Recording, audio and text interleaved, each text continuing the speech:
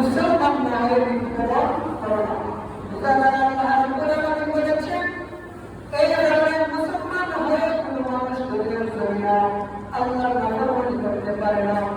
খাঁটি মুসলমান হওয়ার পর কোনো মানুষ আল্লাহ রাব্বুল আলামিনের কাছে উল্টা চলতে পারে না। আজকে দেখা যায় আমরা নামাজ ছেড়ে দিয়ে রোজা ছেড়ে দিয়ে হাত ধরা এইগুলা ছেড়ে দেই। আল্লাহ রাব্বুল আলামিন সর্বপ্রথম আমাদের হিসাব দেবেন ঈমানের।